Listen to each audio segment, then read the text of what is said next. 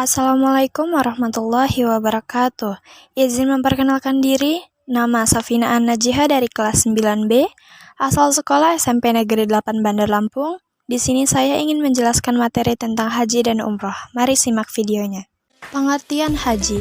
Menurut bahasa, haji berarti keinginan keras menuju ke suatu tempat yang sangat diagungkan.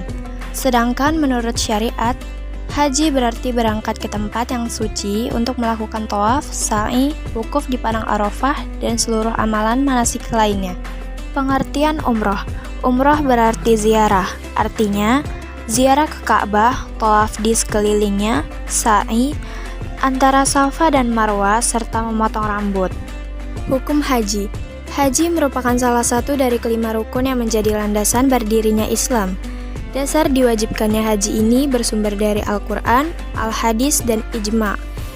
Dasar yang bersumber dari Al-Quran adalah firman Allah Subhanahu wa Ta'ala, mengerjakan haji merupakan kewajiban hamba terhadap Allah, yaitu bagi yang mampu mengadakan perjalanan ke Baitullah. Barang siapa mengingkarinya, maka sesungguhnya Allah Maha Kaya, tidak memerlukan sesuatu dari semesta alam. Quran Surat Ali Imran ayat 97. Sedangkan yang bersumber dari Al-Hadis adalah riwayat dari Ibnu Umar radhiyallahu anhu, di mana Nabi Shallallahu alaihi wasallam bersabda yang artinya, Islam itu didirikan atas 5 perkara, yaitu bersaksi bahwa tidak ada ilah yang berhak disembah melainkan Allah dan Muhammad adalah Rasulnya, mendirikan sholat, menunaikan zakat, puasa pada bulan Ramadan, menunaikan ibadah haji ke Baitullah bagi yang mampu melakukannya, muttafaqun alaih. Hikmah haji. Di antara hikmah haji adalah membersihkan jiwa dari berbagai pengaruh dosa. Hal ini sebagaimana disabdakan oleh Rasulullah Shallallahu alaihi wasallam yang artinya, barang siapa menunaikan haji ke rumah ini, Ka'bah, dan ia tidak melakukan rafath, sanggama, serta tidak membuat fasik, maka akan keluar dari dosa-dosanya, seperti hari dilahirkan oleh ibunya, muttafaqun alaih. Syarat wajib haji. Haji diwajibkan bagi setiap wanita muslimah yang berakal, baligh, merdeka, dan mampu menempuh serta membiayai perjalanan untuk seluruh kebutuhan haji. Tidak ada perbedaan pendapat mengenai hal ini. Sedangkan anak kecil dan orang gila, keduanya tidak dibebani kewajiban menunaikan ibadah haji. Hal ini sebagaimana disebutkan di dalam hadis yang diriwayatkan dari Ali bin Abi Thalib radhiyallahu anhu, di mana Rasulullah Shallallahu alaihi wasallam bersabda, yang terbebas dari hukum itu ada 3 golongan, yaitu orang tidur sehingga ia bangun, anak-anak sampai mereka dewasa, orang yang hilang ingatannya atau gila sehingga ia tersadar atau sembuh. Hadis riwayat Ahmad, Abu Daud, Ibnu Majah, At-Tirmizi, dan Al-Hakim. Etika berihram. Ada beberapa etika dalam menjalankan ihram yang telah ditetapkan oleh Islam, yaitu yang pertama kebersihan. Kebersihan ini dilakukan melalui mandi, wudu, memotong kuku, mencukur bulu ketiak dan bulu kemaluan, serta menyela-nyela rambut kepala dengan air. Ibnu Umar radhiyallahu anhu mengatakan, disunahkan untuk mandi jika hendak berihram dan jika hendak masuk ke kota Makkah. Hadis riwayat Al-Bazzar, Daruqutni, dan Al-Hakim.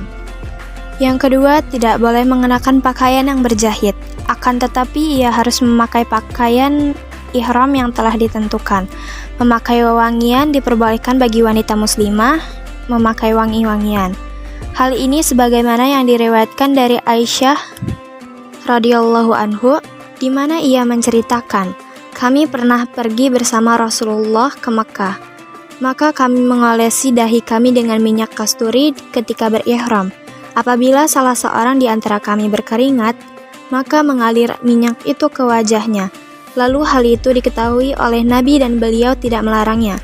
Hadis riwayat Ahmad dan Abu Daud. Yang ketiga, mengerjakan sholat 2 rakaat, yaitu dengan niat mengerjakan sholat sunnah ihram. Setelah membaca Al-Fatihah pada rakaat pertama, lalu membaca surat Al-Kafirun. Pada rakaat yang kedua, membaca surat Al-Ikhlas. Ibnu Umar radhiyallahu anhu mengatakan, Nabi Shallallahu alaihi wasallam mengerjakan 2 rukuk di Zulhulaifah. Hadis riwayat Muslim. Zulhulaifah adalah tempat yang digunakan oleh Rasulullah untuk berihram. Ada 3 ihram, di mana para ulama telah sepakat membolehkan untuk mengerjakan salah satu di antaranya, yaitu qiron, tamattu, dan ifrad. Qiron adalah mengerjakan amalan ihram di miqat untuk haji dan umrah secara bersamaan. Tamattu berarti melakukan umrah pada bulan haji, kemudian mengerjakan haji pada tahun yang bersamaan. Disebut dengan tamattu karena memanfaatkan waktu untuk melaksanakan 2 manasik pada bulan haji dalam 1 tahun, tanpa harus kembali ke negeri asal. Ifrad berarti mengerjakan ihram hanya untuk haji saja dari miqat. Ketika melafazkan talbiyah mengucapkan labaika bihajjin, yang artinya, aku datang memenuhi panggilanmu untuk haji. Tawaf. Yang pertama, cara melakukan tawaf. Wanita muslimah yang akan mengerjakan tawaf dimulai dengan mendekati Hajar Aswad, mencium, menyentuh, atau memberikan isyarat padanya sedapat mungkin. Membaca Al-Quran. Diperbolehkan bagi wanita muslimah membaca Al-Quran ketika mengerjakan tawaf, karena tawaf itu di dalam syariat adalah untuk berzikir kepada Allah. Syarat-syarat tawaf. Yang pertama, toharoh atau suci dari hadas kecil maupun besar dan suci dari najis. Yang kedua, menutup aurat. Yang ketiga, mengelilingi Ka'bah sebanyak 7 kali putaran secara sempurna. Keempat, memulai tawaf dari Hajar Aswad dan mengakhirinya di tempat yang sama. Yang kelima, memposisikan Baitullah berada di sebelah kirinya ketika melakukan tawaf. Yang keenam, tawaf itu harus dilakukan di luar Baitullah. Yang ketujuh, menurut Imam Malik dan Imam Ahmad, sehabis tawaf harus segera dilanjutkan dengan sa'i.